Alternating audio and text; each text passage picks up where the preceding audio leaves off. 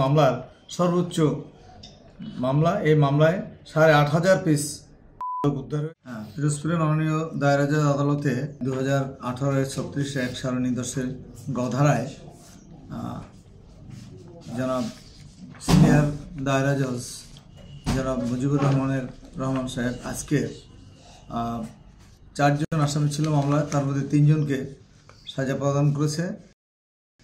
শারমিন আক্তার যাবজ্জীবন কারাদণ্ড আর মেহেদি হাসান মুন্নাকে 1.5 বছরের সশ্রম কারাদণ্ড এবং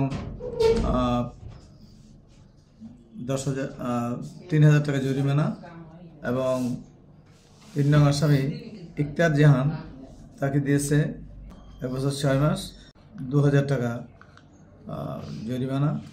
আর শহীদুল্লাহকে সাইফুল ইসলাম পায়েল তার বিরুদ্ধে অপরাধ প্রমাণিত না হয় তাকে খালাস দিয়েছে। এবং এই মামলাটি পিরোজপুর দায়রা জজ আদালতের মামলার সর্বোচ্চ মামলা। এই মামলায় 8,500 পিস উদ্ধার হয়েছে এবং 1 নং আসামির তার হেফাজত এবং নিয়ন্ত্রণ থেকে 8,000 পিস এবং একজনের কাছ থেকে 300 পিস আর এক আসামির কাছ থেকে 200 পিস হয়েছে। এবং যাদের কাছ থেকে উদ্ধার হয়েছে তাদের 3 জনকেই সাজা দিয়েছে, যার কাছে উদ্ধার হয় না যে ছিল সঙ্গে তাকে খালাস দিয়েছে। এবং মামলাটির রায় আমরা রাষ্ট্রপক্ষ সন্তুষ্ট।